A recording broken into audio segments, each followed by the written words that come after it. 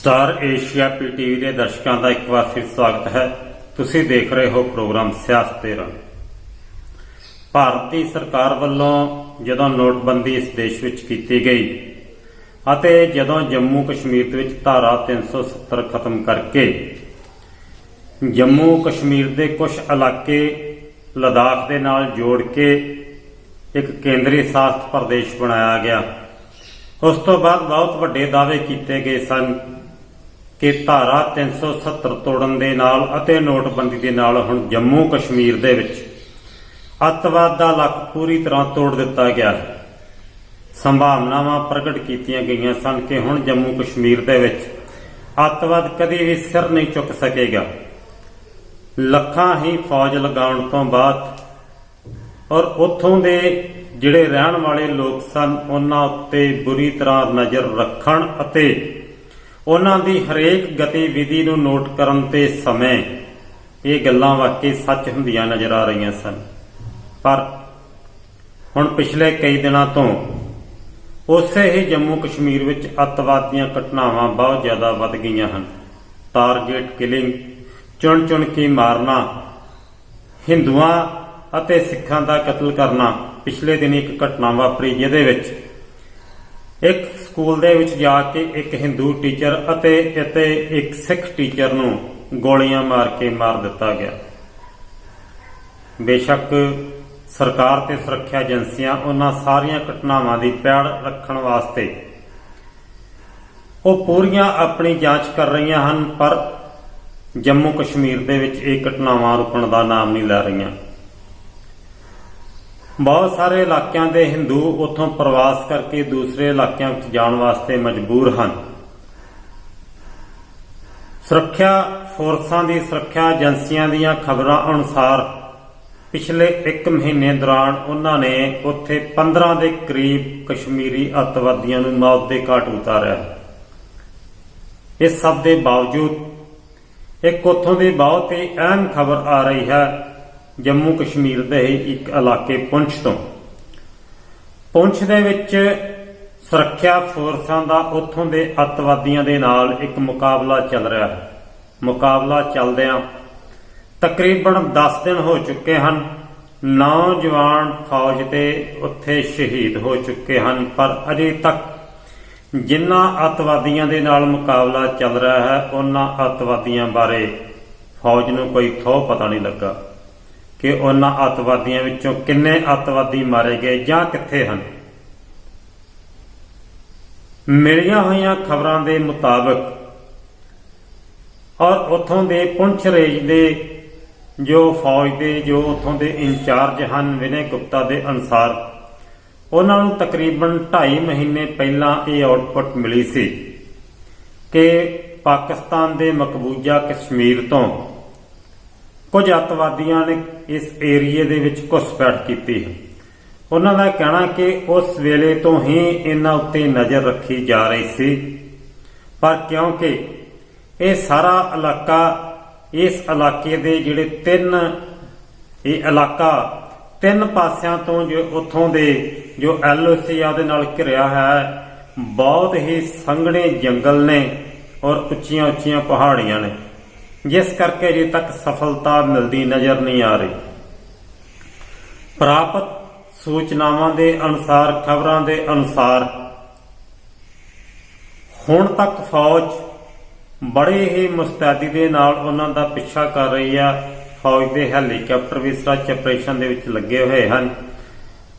ਇੱਕ ਕੰਬੈਕਟ search operation ਦੇ ਨਾਂ ਥੱਲੇ ਇੱਕ ਆਪਰੇਸ਼ਨ ਵੀ ਚਲਾਇਆ ਜਾ ਰਿਹਾ, ਜਿਸ ਦੇ ਤਹਿਤ ਬਹੁਤ ਹੀ ਬਰੀਕੀ ਦੇ ਨਾਲ ਹਰ ਘਰ ਦੀ ਤਲਾਸ਼ੀ, ਏਰੀਏ ਦੀ ਤਲਾਸ਼ੀ ਅਤੇ ਡੂੰਘੀ ਨਜ਼ਰ ਜਿਹੜੀ ਰੱਖ ਕੇ ਅੱਤਵਾਦੀਆਂ ਨੂੰ ਫੜਨ ਦੇ ਜਾਂ ਮਾਰਨ ਦੇ ਯਤਨ ਕੀਤੇ ਜਾ ਰਹੇ ਹਨ।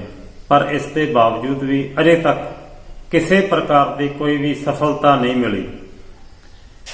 ਇਲਾਕੇ ਦੇ ਵਿੱਚ ਫੌਜ ਵੱਲੋਂ ਪੂਰੀ ਤਰ੍ਹਾਂ ਅਨਾਉਂਸਮੈਂਟਾਂ ਸਪੀਕਰ ਤੇ ਕਰਵਾਈਆਂ ਹਨ ਕਿ ਕੋਈ ਵੀ ਵਿਅਕਤੀ ਆਪਣੇ ਘਰਾਂ ਤੋਂ ਬਾਹਰ ਨਾ ਨਿਕਲੇ, ਕੋਈ ਵੀ ਆਪਣੇ ਕੰਮਾਂ ਤੇ ਨਾ ਜਾਵੇ ਅਤੇ ਜਿਹੜੇ ਉਸ ਇਲਾਕੇ ਦੇ ਲੋਕ ਭੇਡਾਂ ਅਤੇ ਹੋਰ ਆਪਣੇ ਪਸ਼ੂ ਲੈ ਕੇ ਉਹ ਜੰਗਲਾਂ ਵਿੱਚ ਚਾਰਨ ਜਾਂਦੇ ਸਨ ਉਹਨਾਂ ਨੂੰ ਵੀ ਪੱਕੀ ਤੌਰ ਤੇ ਇਹ ਹੁਕਮ ਜਾਰੀ ਕੀਤਾ ਗਿਆ ਹੈ ਕਿ ਉਹ ਆਪਣੇ ਪਸ਼ੂਆਂ ਨੂੰ ਨਾ ਲੈ ਕੇ ਜਾਣ, ਬਲਕਿ ਆਪਣੇ ਘਰਾਂ ਦੇ ਵਿੱਚ ਆਪਣੇ ਬੱਚਿਆਂ ਸਮੇਤ ਆਪਣੇ ਬੂਹੇ ਬਾਰੀਆਂ ਬੰਦ ਕਰਕੇ ਰਹਿਣ। ਇਸ ਸਭ ਦੇ ਚੱਲਦਿਆਂ ਉੱਥੋਂ ਦੇ ਲੋਕਾਂ ਦੇ ਵਿੱਚ ਬੜਾ ਡਰ ਤੇ ਭੈ ਦਾ ਵਾਤਾਵਰਨ ਜਿਹੜਾ ਹੈ, ਕੋਈ ਵੀ ਉੱਥੋਂ ਦੀ ਉੱਚੀ ਸਾਹ ਨਹੀਂ ਲੈ ਰਿਹਾ। ਐਸੀ ਸਥਿਤੀ ਬਣੀ ਹੋਈ ਹੈ। ਕੀ ਕਾਰਨ ਹੈ ਕਿ ਇੰਨਾ ਕੁਝ ਹੋ ਜਾਣ ਦੇ ਬਾਵਜੂਦ ਵੀ ਫੌਜ ਨੂੰ ਕਿਸੇ ਪ੍ਰਕਾਰ ਦੀ ਸਫਲਤਾ ਨਹੀਂ ਮਿਲੀ? ਸਭ ਤੋਂ ਵੱਡੀ ਗੱਲ ਜਿਹੜੀ ਕਿ ਉਹ ਜੰਗਲ ਦਾ ਇਲਾਕਾ ਜਿਹੜਾ ਕਿ 3 ਪਾਸਿਆਂ ਤੋਂ ਘਿਰਿਆ ਹੋਇਆ ਹੈ, ਉੱਚੇ ਉੱਚੇ ਪਹਾੜੀਆਂ ਤੇ ਜੰਗਲ, ਇੱਥੋਂ ਤੱਕ ਕਿ ਜਿਹੜੀ ਉੱਪਰ ਦੇ ਧੁੱਪ ਆ ਉਹ ਵੀ ਹੇਠਾਂ ਤੱਕ ਨਹੀਂ ਪਹੁੰਚਦੀ। ਫੌਜ ਦਾ ਜਿਹੜਾ ਸਾਰਾ ਦਾਰੋਮਦਾਰ ਸਥਾਨਕ ਇੰਟੈਲੀਜੈਂਸ ਤੇ ਸਥਾਨਕ ਲੋਕਾਂ ਦੇ ਸਿਰ ਤੇ ਹੁੰਦਾ ਹੈ, ਪਰ ਅੱਤਵਾਦੀ ਜੋ ਕਿ ਉਹਨਾਂ ਦੇ ਰੂਪ ਦੇ ਵਿੱਚ, ਉਹਨਾਂ ਦੇ ਭੇਸ ਦੇ ਵਿੱਚ ਆਉਂਦੇ ਨੇ ਔਰ ਉਹਨਾਂ ਦਾ ਸਥਾਨਕ ਲੋਕਾਂ ਦੇ ਨਾਲ ਕਿਸੇ ਤਰ੍ਹਾਂ ਦਾ ਸੰਪਰਕ ਵੀ ਹੋ ਸਕਦਾ ਹੈ, ਕਿਉਂਕਿ ਜਿਸ ਤਰ੍ਹਾਂ ਫੌਜ ਵੱਲੋਂ ਦੱਸਿਆ ਗਿਆ ਕਿ ਪਿਛਲੇ 2.5-3 ਮਹੀਨੇ ਤੋਂ ਉਹਨਾਂ ਨੂੰ ਆਉਟਪੁੱਟ ਮਿਲੀ ਸੀ ਕਿ ਕੁਝ ਅੱਤਵਾਦੀਆਂ ਨੇ ਮਕਬੂਜ਼ਾ ਕਸ਼ਮੀਰ ਰਾਹੀਂ, ਜੋ ਕਿ ਪਾਕਿਸਤਾਨ ਦੇ ਕਬਜ਼ੇ ਵਿੱਚ ਆ, ਉੱਥੋਂ ਇਸ ਏਰੀਏ ਦੇ ਵਿੱਚ ਭਾਰਤੀ ਕਸ਼ਮੀਰ ਦੇ ਵਿੱਚ ਘੁਸਪੈਠ ਕੀਤੀ। ਘੁਸਪੈਠ ਕਰਨ ਤੋਂ ਬਾਅਦ ਭਾਵੇਂ ਫੌਜ ਪੂਰੀ ਤਰ੍ਹਾਂ ਚੌਕਸ ਹੋ ਗਈ ਸੀ, ਔਰ ਉਸੇ ਚੌਕਸੀ ਦੇ ਦੌਰਾਨ ਜਦੋਂ 11 ਤਰੀਕ ਨੂੰ ਗਸ਼ਤ ਕੀਤੀ ਜਾ ਰਹੀ ਸੀ ਤਾਂ ਮਕਬੂਜ਼ਾ ਪਾਕਿਸਤਾਨ ਵਾਲੇ ਪਾਸੇ ਤੋਂ ਆਉਣ ਵਾਲੇ ਅੱਤਵਾਦੀਆਂ ਨੇ ਘਾਤ ਲਗਾ ਕੇ ਹਮਲਾ ਕੀਤਾ 11 ਅਕਤੂਬਰ ਨੂੰ, ਜਿਹਦੇ ਵਿੱਚ ਉਹਨਾਂ ਨੇ ਫੌਜ ਦੇ 5 ਜਵਾਨ, ਜਿਨ੍ਹਾਂ ਵਿੱਚੋਂ 4 ਪੰਜਾਬ ਨਾਲ ਸੰਬੰਧ ਤੇ ਇੱਕ ਹੋਰ ਇਲਾਕੇ ਨਾਲ ਸੰਬੰਧ ਰੱਖਦਾ ਸੀ, 5 ਜਵਾਨ ਉਹਨਾਂ ਨੇ ਸ਼ਹੀਦ ਕਰ ਦਿੱਤੇ। ਔਰ 5 ਜਵਾਨਾਂ ਦੇ ਸ਼ਹੀਦ ਹੋਣ ਤੋਂ ਬਾਅਦ ਉਹ ਸਰਚ ਆਪਰੇਸ਼ਨ ਹੋਰ ਬਹੁਤ ਤੇਜ਼ੀ ਦੇ ਨਾਲ ਚਲਾਇਆ ਗਿਆ। ਉਸ ਘਟਨਾ ਤੋਂ ਬਾਅਦ ਕਿਹਾ ਜਾਂਦਾ ਹੈ ਕਿ ਜਿਹੜੇ ਉੱਥੋਂ ਦੇ ਕਸ਼ਮੀਰੀ ਅੱਤਵਾਦੀ ਸਨ, ਉਹਨਾਂ ਨੇ ਇੱਕ 8 ਮਿੰਟ ਦੀ ਵੀਡੀਓ ਇੰਸਟਾਗ੍ਰਾਮ ਉੱਤੇ ਜਾਰੀ ਕੀਤੀ। ਉਸ ਵੀਡੀਓ ਦੇ ਵਿੱਚ ਉਹਨਾਂ ਨੇ ਕਿਵੇਂ ਘਾਤ ਲਗਾ ਕੇ ਹਮਲਾ ਕੀਤਾ ਭਾਰਤੀ ਫੌਜ ਦੇ ਉੱਤੇ, ਕਿਸ ਢੰਗ ਦੇ ਨਾਲ ਉਹਨਾਂ ਨੂੰ ਘੇਰ ਕੇ ਮਾਰਿਆ, ਉਹ ਸਾਰੀ ਵੀਡੀਓ 8 ਮਿੰਟ ਦੀ ਉਹਨਾਂ ਨੇ ਇੱਕ ਇੰਸਟਾਗ੍ਰਾਮ ਦਾ ਗਰੁੱਪ ਸੀ ਉਹਦੇ ਵਿੱਚ ਜਾਰੀ ਕੀਤੀ। ਉਸ ਤੋਂ ਬਾਅਦ ਉਹ ਵੀਡੀਓ ਵੱਖ-ਵੱਖ ਗਰੁੱਪਾਂ ਵਿੱਚ ਚਲੇਗੀ। ਹਾਲਾਂਕਿ ਭਾਰਤੀ ਫੌਜਾਂ ਤੇ ਸੁਰੱਖਿਆ ਏਜੰਸੀਆਂ ਦੇ ਜਿਹੜੇ ਮੁਖੀ ਨੇ, ਉਹਨਾਂ ਵੱਲੋਂ ਕਹਿਣਾ ਹੈ ਕਿ ਇਹ ਵੀਡੀਓ ਫੇਕ ਹੈ, ਇਹ ਇਸ ਤਰ੍ਹਾਂ ਬਿਲਕੁਲ ਨਹੀਂ ਵਾਪਰਿਆ, ਬਲਕਿ ਇਹ ਇੱਕ ਪ੍ਰਾਪੇਗੰਡਾ ਜਿਹੜਾ ਭਾਰਤੀ ਫੌਜ ਦੇ ਵਿਰੁੱਧ ਕੀਤਾ ਜਾ ਰਿਹਾ ਹੈ ਤੇ ਆਪਣੇ ਅੱਤਵਾਦੀਆਂ ਦੀ ਬਹਾਦਰੀ ਵਿੱਚ ਦੱਸੀ ਜਾ ਰਹੀ ਆ। ਇਹ ਜਿਹੜੀ ਘਟਨਾ ਇਸ ਤਰ੍ਹਾਂ ਬਿਲਕੁਲ ਨਹੀਂ ਵਾਪਰੀ। ਹੋ ਸਕਦਾ ਉਹ ਵੀਡੀਓ ਫੇਕ ਵੀ ਹੋਵੇ ਜਾਂ ਅਸਲੀ ਹੋਵੇ, ਕਿਉਂਕਿ ਉਸ ਬਾਰੇ ਕੋਈ ਵੀ ਤੱਥ ਨਹੀਂ ਮਿਲੇ ਕਿ ਅਸਲੀ ਹੈ ਕਿ ਨਕਲੀ ਹੈ। ਪਰ ਪਾਕਿਸਤਾਨੀ ਅੱਤਵਾਦੀਆਂ ਨੇ ਭਾਰਤੀ ਫੌਜ ਨੂੰ ਜਿੱਤ ਕਰਨ ਵਾਸਤੇ ਉਹ ਜਿਹੜੀ ਵੀਡੀਓ ਜਾਰੀ ਕੀਤੀ। 11 ਤਰੀਕ ਨੂੰ ਦੁਬਾਰਾ ਇੱਕ ਜਗ੍ਹਾ ਫੇਰ ਪੁੰਛ ਦੇ ਵਿੱਚ ਭਾਰਤੀ ਫੌਜੀਆਂ ਤੇ ਅੱਤਵਾਦੀਆਂ ਦੀ, ਪਾਕਿਸਤਾਨੀ ਅੱਤਵਾਦੀਆਂ ਦੀ ਆਪਸ ਦੇ ਵਿੱਚ ਝੜਪ ਹੋਈ, ਜਿਹਦੇ ਵਿੱਚ ਫੇਰ 2 ਜਵਾਨ ਭਾਰਤੀ ਫੌਜ ਦੇ ਮਾਰੇ ਗਏ। ਇੱਕ ਜੇਸੀਓ ਤੇ ਇੱਕ ਜਵਾਨ ਉਸ ਸਮੇਂ ਲਾਪਤਾ ਹੋਇਆ, ਜਿਨ੍ਹਾਂ ਦੀਆਂ ਲਾਸ਼ਾਂ 14 ਤਰੀਕ ਨੂੰ ਇਹ ਹਮਲਾ ਹੋਇਆ ਤੇ 2 ਦਿਨ ਬਾਅਦ ਉਹਨਾਂ ਦੀਆਂ ਲਾਸ਼ਾਂ ਜਿਹੜੀਆਂ ਉੱਥੋਂ ਜੰਗਲਾਂ ਦੇ ਵਿੱਚੋਂ ਹੀ ਬਰਾਮਦ ਹੋਈਆਂ, ਜਿਸ ਨੂੰ ਲੈ ਕੇ ਹੁਣ ਤੱਕ ਇਸੇ ਸਰਚ ਆਪਰੇਸ਼ਨ ਦੇ ਵਿੱਚ ਅੱਤਵਾਦੀਆਂ ਨਾਲ ਮੁੱਠਭੇੜ ਦੇ ਵਿੱਚ 9 ਜਵਾਨ ਭਾਰਤੀ ਫੌਜ ਦੇ ਮਾਰੇ ਜਾ ਚੁੱਕੇ ਨੇ।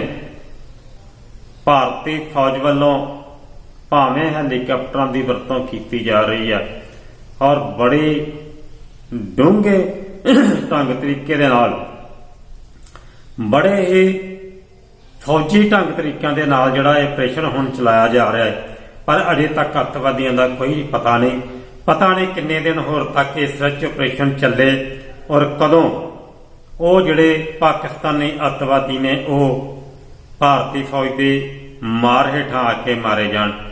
ਪਰ ਜਿਹੜੀਆਂ ਖਬਰਾਂ ਇਸ ਦੇਸ਼ ਦੇ ਵਿੱਚ ਇਸ ਤੋਂ ਪਹਿਲਾਂ ਚੱਲ ਰਹੀਆਂ ਸਨ ਕਿ ਧਾਰਾ 370 ਔਰ ਨੋਟਬੰਦੀ ਕਾਰਨ ਜਿਹੜੀ ਅੱਤਵਾਦ ਦੀ ਕਮਰ ਤੋੜ ਦਿੱਤੀ ਗਈ ਸੀ, ਉਹ ਹੁਣ ਖਬਰਾਂ ਬਿਲਕੁਲ ਝੂਠੀਆਂ ਪ੍ਰਤੀਤ ਹੋ ਰਹੀਆਂ।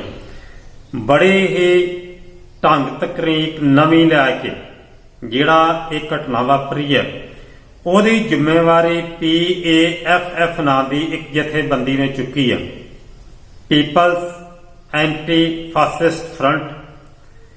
ਇਹ ਜਥੇਬੰਦੀ ਜਿਸ ਦਾ ਇਸ ਤੋਂ ਪਹਿਲਾਂ ਕਦੀ ਨਾਮ ਨਹੀਂ ਸੀ ਸੁਣਿਆ ਗਿਆ, ਕਿਉਂਕਿ ਪਾਕਿਸਤਾਨ ਦੇ ਵਿੱਚ ਹੋਰ ਜਿਹੜੀ ਆ ਉਹ ਜੈਸ਼-ਏ-ਮੁਹੰਮਦ ਜਾਂ ਹੋਰ ਜਿਹੜੀਆਂ ਉੱਥੇ ਜੰਮੂ ਕਸ਼ਮੀਰ ਲਿਬਰੇਸ਼ਨ ਫਰੰਟ ਜਾਂ ਹੋਰ ਐਸੀਆਂ ਬਹੁਤ ਸਾਰੀਆਂ ਜਿਹੜੀਆਂ ਅੱਤਵਾਦੀਆਂ ਦੀਆਂ ਜਥੇਬੰਦੀਆਂ ਸਨ, ਉਹਨਾਂ ਦਾ ਨਾਂ ਤੇ ਸੁਣਿਆ ਜਾਂਦਾ ਰਿਹਾ।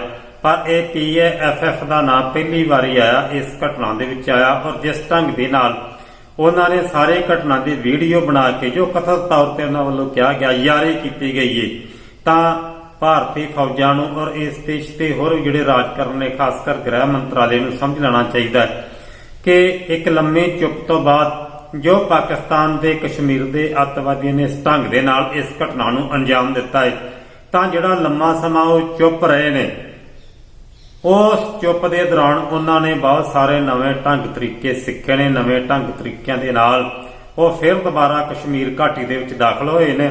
ਹੁਣ ਦੇਖਣਾ ਇਹ ਹੋਏਗਾ ਕਿ ਭਾਰਤੀ ਫੌਜ ਤੇ ਗ੍ਰਹਿ ਮੰਤਰਾਲਾ ਇਹ ਜਿਹੜੇ ਨਵੇਂ ਢੰਗ ਤਰੀਕਿਆਂ ਨਾਲ ਲੈਸ ਹੋ ਕੇ ਅੱਤਵਾਦੀ ਆਏ ਨੇ, ਉਹਨਾਂ ਦਾ ਮੁਕਾਬਲਾ ਕਿਸ ਤਰ੍ਹਾਂ ਕਰਦਾ ਹੈ, ਕਿਸ ਢੰਗ ਦੇ ਨਾਲ ਕਰਦਾ ਹੈ, ਜਿਸ ਨਾਲ ਸਾਡੀ ਫੌਜ ਦਾ ਮਨੋਬਲ ਵੀ ਉੱਚਾ ਰਵੇ, ਸਾਡੀ ਫੌਜ ਦੇ ਜਵਾਨ ਵੀ ਸ਼ਹੀਦ ਨਾ ਹੋਣ ਤੇ ਉੱਥੋਂ ਦੇ ਅੱਤਵਾਦੀਆਂ ਨੂੰ ਇਸ ਦੇਸ਼ ਦੇ ਵਿੱਚ ਖਾਸ ਕਰ ਜੰਮੂ ਕਸ਼ਮੀਰ ਦੇ ਵਿੱਚ ਆਪਣੀਆਂ ਕਾਰਵਾਈਆਂ ਨੂੰ ਅੰਜਾਮ ਦੇਣ ਦਾ ਮੌਕਾ ਨਾ ਮਿਲੇ। ਅਜੇ ਤੱਕ ਇਸ ਸੰਬੰਧੀ ਹੁਣ ਕੋਈ ਨਵੀਂ ਭਾਰਤ ਦੇ ਗ੍ਰਹਿ ਮੰਤਰਾਲੇ ਵੱਲੋਂ ਖਬਰ ਜਿਹੜੀ ਜਾਰੀ ਨਹੀਂ ਕੀਤੀ। ਆਪਰੇਸ਼ਨ ਉਸੇ ਤਰ੍ਹਾਂ ਹੀ ਚੱਲ ਰਿਹਾ ਹੈ। ਕਦੋਂ ਉੱਥੋਂ ਦੇ ਉਹ ਅੱਤਵਾਦੀ ਭਾਰਤੀ ਫੌਜ ਦਾ ਸ਼ਿਕਾਰ ਬਣਦੇ ਨੇ ਇਹ ਦੇਖਣਾ ਹੋਵੇਗਾ।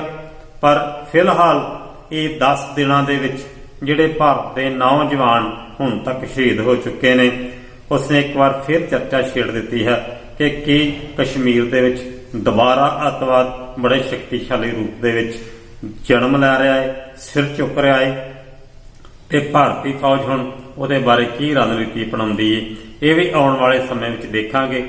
ਸ਼ਾਮ ਤੱਕ ਹੋਰ ਇੱਕ ਅਹਿਮ ਜਾਣਕਾਰੀ ਲੈ ਕੇ ਤੁਹਾਡੇ ਨਾਲ ਹਾਜ਼ਰ ਹੋਵਾਂਗਾ ਜੀ। ਤਦ ਤੱਕ ਵਾਸਤੇ ਇਜਾਜ਼ਤ ਦਿਓ। ਵਾਹਿਗੁਰੂ ਜੀ ਕਾ ਖਾਲਸਾ, ਵਾਹਿਗੁਰੂ ਜੀ ਕੀ ਫਤਿਹ।